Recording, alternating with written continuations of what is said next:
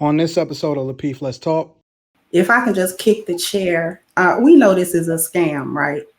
We understand that her reporting that she make $150 in 2021 as a woman after feminism and after women's rights. This is not 1745 where she can't work. Okay, she's able to do whatever she want to do. So if we know this is a scam, then I'm not. He should have custodial parent rights because she is ill-equipped to make proper decisions, because we just gonna take her word for it that she make less than $200 a month as a grown woman in this society. So she's not making very good decisions. She's running around having babies. I don't care if it is with a millionaire. She's running around having babies and ain't got a life together. Okay, so the babies was the last thing she was supposed to be trying to do. So this was a scam from the beginning. He would have to probably scale back some of the things that he does so that he could be more present, just in terms of the considerations that the court might make. I don't know. I'm not a lawyer.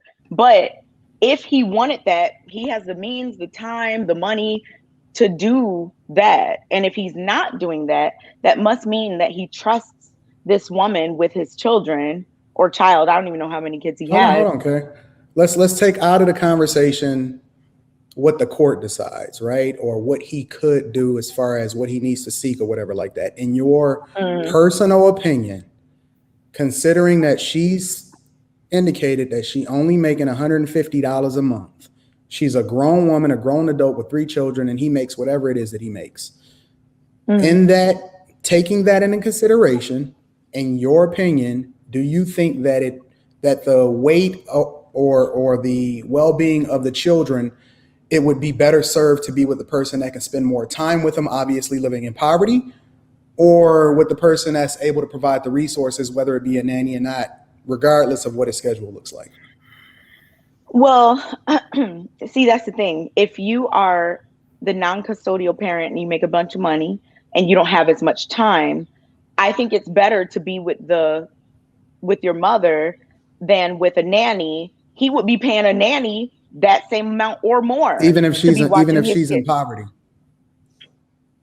The mother, you're talking about the biological mother. I mean, yes. If he were to have a nanny, this sounds like a in spite of situation. Like I'm not saying he wants to, but let's just say if he was like, I would rather get custody and put my child with a nanny and pay them $12,000 a month instead of you, or 11 or whatever.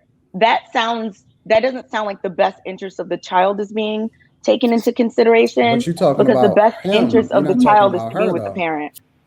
But you're not talking about her. Even if she's in poverty, which clearly she's way below the poverty line, according to whatever it is that she told the court, even if she's in poverty, that still has a bearing on her ability to be able to care for the children, just because she can spend time. Well, in this situation, like when you're the baby's mom of a multimillionaire, I mean, in reality, I get where you're going with this, but in reality, like, she's not in poverty if she's going to be getting $11K a month. Yeah, but that's not hers. That's the children's. That's the problem with child support, though. Well, I have a question because I'm sorry. I'm sorry, Crimson. Do your thing. Are we just saying this because they weren't married? Because I'm pretty sure she was not working at all. And I don't know how long she was with Rick Ross, but to have 3 kids by him was awfully a lot of years with this man. They don't file taxes together. Well, maybe not. But if it's their setup and that was Rick Ross and what he wanted for her not to work and for them to live together and for him to have 3 kids by this woman because she needs sperm to have those kids. So he had three kids with her. He was okay with her not working. So now that they're not together, it's not that she was in poverty, she didn't have a job. You adding factors in there, Courtney, because nobody said that she wasn't. Hold on. Nobody said that she wasn't working when they had kids. We're talking about the current state, because if it was something of an agreement, then the court would be involved in the first place, though, right? Well, they have to be, because the agreement for them to be together was, I want you living with me, take care of our kids in our home, don't work.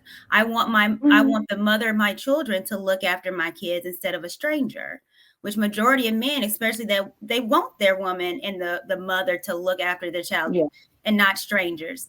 Bringing insiders into your house will mess up kids. And that's where trauma starts, when mom and daddy is not there because they're too busy and having strangers and all these different babysitters.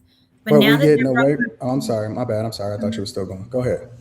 So now that they're broken up, just like if she was married, and that's the idea of alimony for housewives.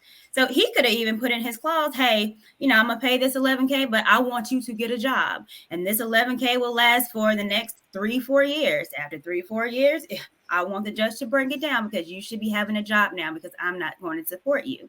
So that could have been a clause too. But this is something that he agreed with. But, I think I'm like, hey, I don't agree being a mother. I'm not a babysitter. I take care of my child completely. So I don't know. It just depends on their kind of relationship. But to say she's in poverty, yes, she is now. But why was she? Because she didn't work at all, because she was taking care of their children. And he probably liked that. I want to get to Crimson. But he liked that arrangement. I'm enjoying the back and forth and hearing everybody's opinion on it. But if I can just kick the chair, we know this is a scam, right? We understand that her reporting that she make $150 in 2021 as a woman, after feminism and after women's rights, this is not 1745 where she can't work. Okay, she's able to do whatever she want to do. So if we know this is a scam, then I'm not.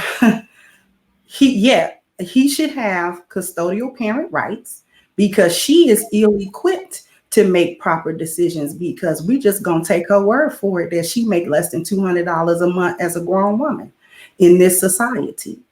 So she's not making very good decisions. She's running around having babies. I don't care if it is with a millionaire. She's running around having babies and ain't got a life together. Okay. So babies was the last thing she was supposed to be trying to do.